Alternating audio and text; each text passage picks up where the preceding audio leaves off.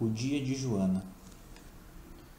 A certeza de que dou para o mal, pensava Joana. O que seria então aquela sensação de força contida, pronta para arrebentar em violência, aquela sede de empregá-la de olhos fechados, inteira, com a segurança irrefletida de uma fera? Não era no mal apenas que alguém podia respirar sem medo, aceitando o ar e os pulmões? Nem o prazer me daria tanto prazer quanto o mal, pensava ela surpreendida.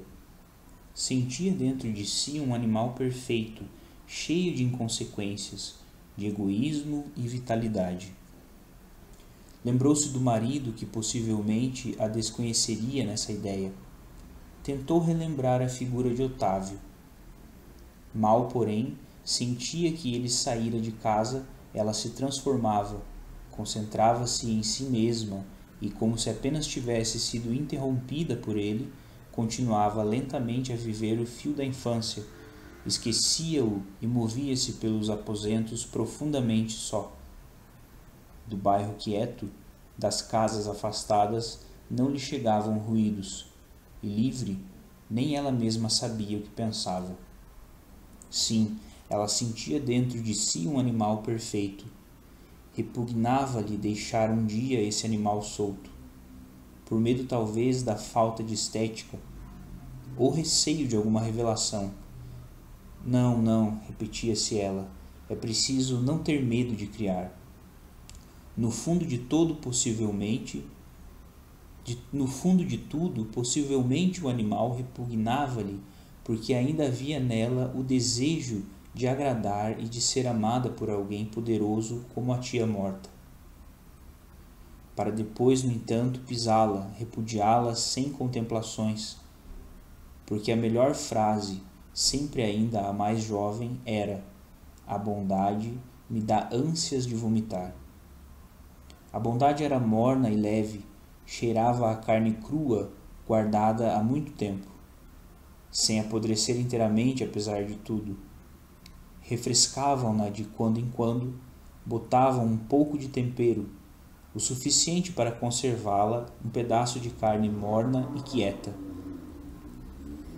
Um dia antes de casar, quando sua tia ainda vivia, vira um homem guloso comendo.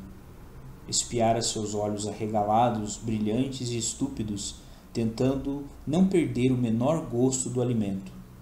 E as mãos, uma delas segurando o garfo espetado num pedaço de carne sangrenta, não morna e quieta, mas vivíssima, irônica e moral.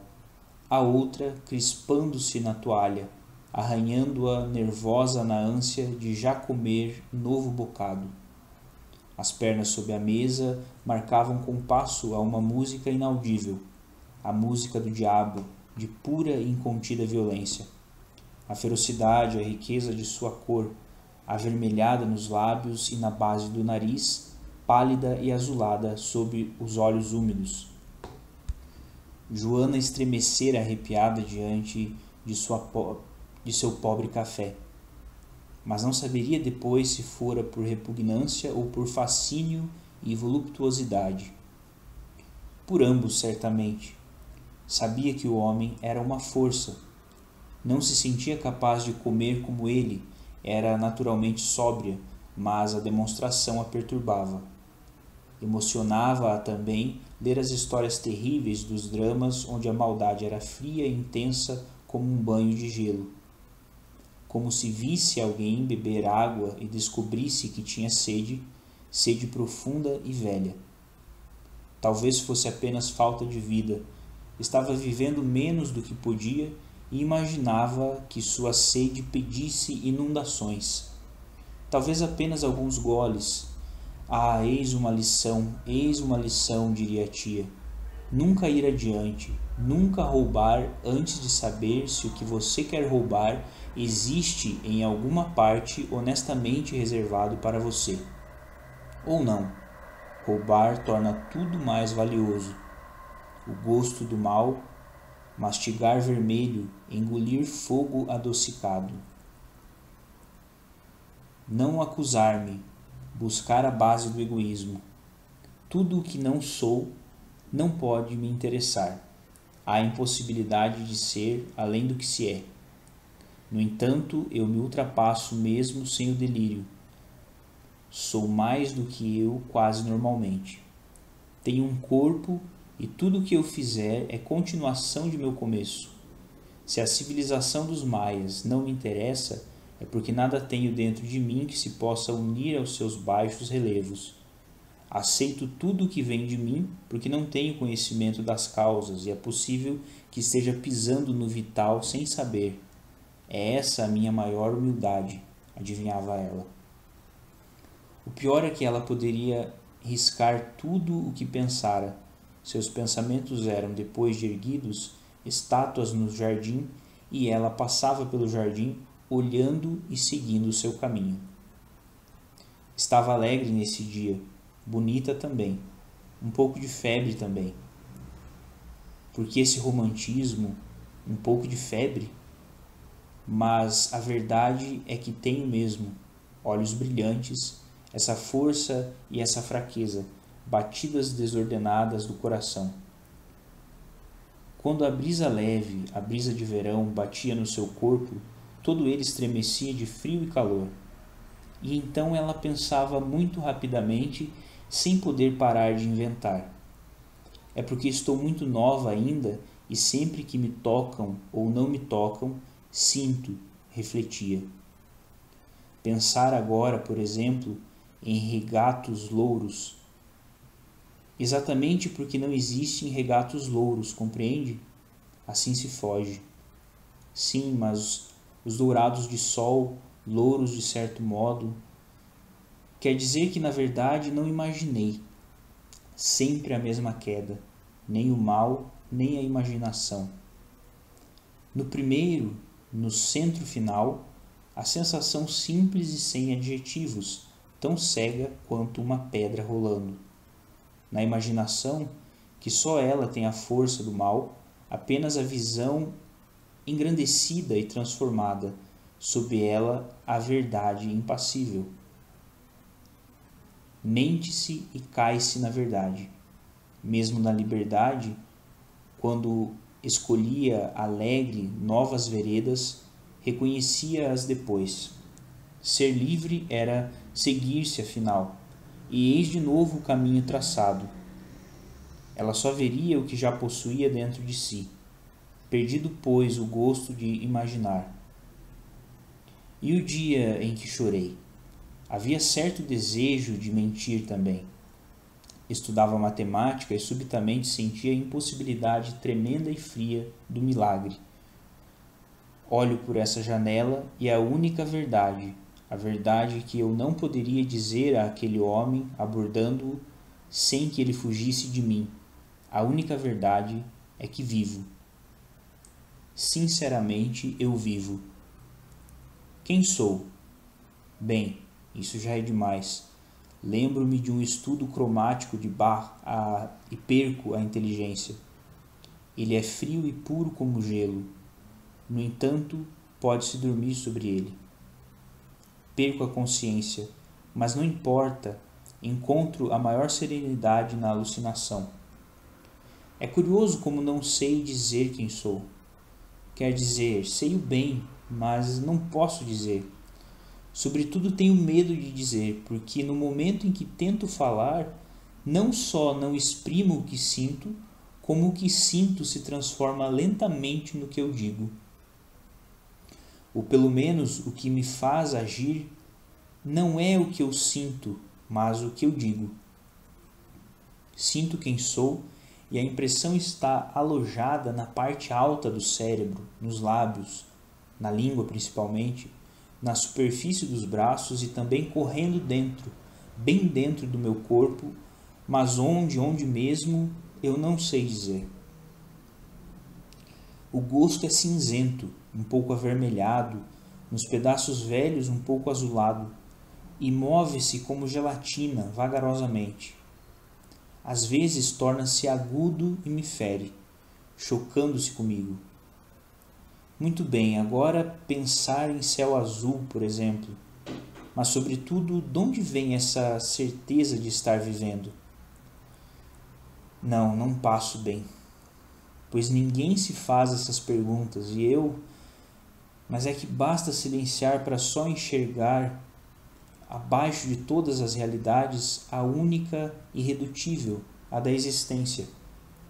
E abaixo de todas as dúvidas, o estudo cromático, sei que tudo é perfeito, porque seguiu de escala a escala o caminho fatal em relação a si mesmo.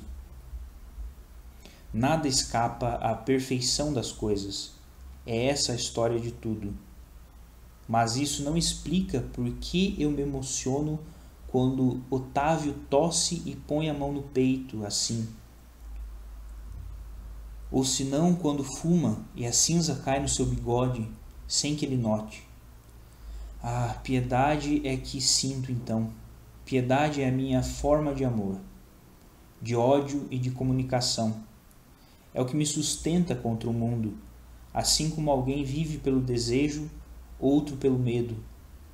Piedade das coisas que acontecem sem que eu saiba. Mas estou cansada, apesar de minha alegria de hoje, alegria que não se sabe de onde vem, como a da manhãzinha de verão. Estou cansada, agora agudamente. Vamos chorar juntos, baixinho, por ter sofrido e continuar tão docemente. A dor cansada, uma lágrima simplificada. A dor cansada numa lágrima simplificada. Mas agora já é desejo de poesia, isso eu confesso, Deus. Durmamos de mãos dadas. O mundo rola e em alguma parte há coisas que não conheço. Durmamos sobre Deus e o mistério, nave quieta e frágil, flutuando sobre o mar. Eis o sono. Por que ela estava tão ardente e leve como o ar que vem do fogão que se destampa? O dia tinha sido igual aos outros e talvez daí viesse o acúmulo de vida. Acordara cheia de luz do dia, invadida, ainda na cama, pensar em areia, mar, beber água do mar na casa da tia morta, em sentir, sobretudo sentir. Esperou alguns segundos sobre a cama e, como nada acontecesse, viveu um dia comum. Ainda não se libertara do desejo poder milagre, desde pequena. A fórmula se realizava tantas vezes, sentir a coisa sem possuí-la. Apenas era preciso que tudo a ajudasse, a deixasse leve e pura, em jejum para receber a imaginação.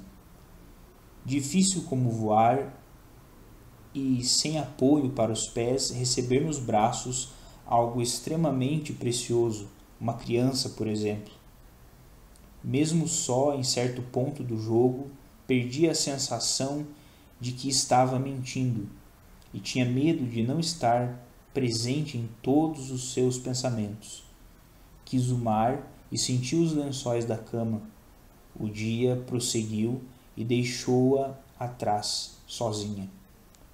Ainda deitada, quedara-se silenciosa, quase sem pensar, como às vezes sucedia. Observava ligeiramente a casa cheia de sol.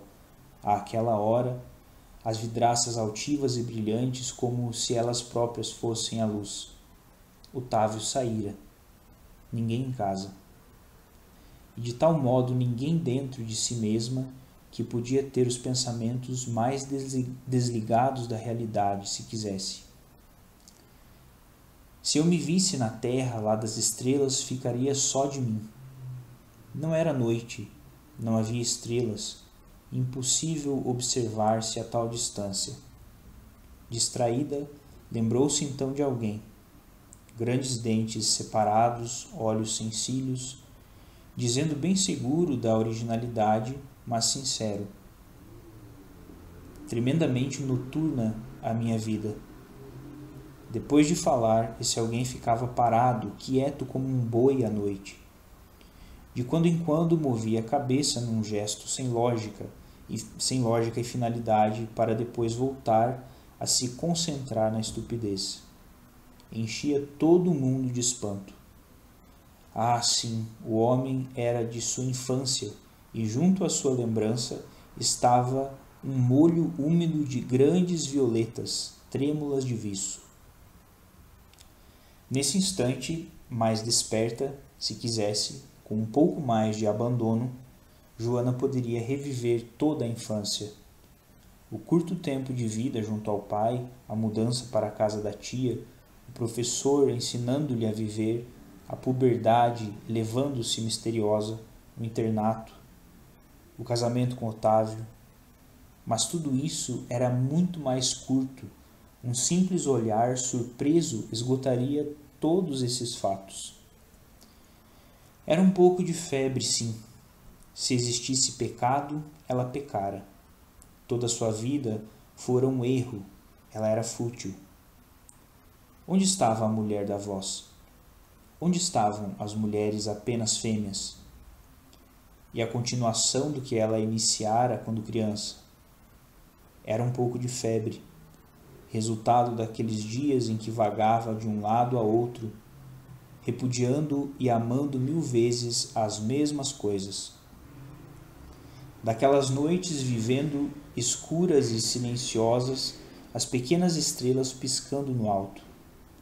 A moça estendida sobre a cama, olho vigilante na penumbra. A cama esbranquiçada, nadando na escuridão. O cansaço rastejando no seu corpo, a lucidez fugindo ao polvo.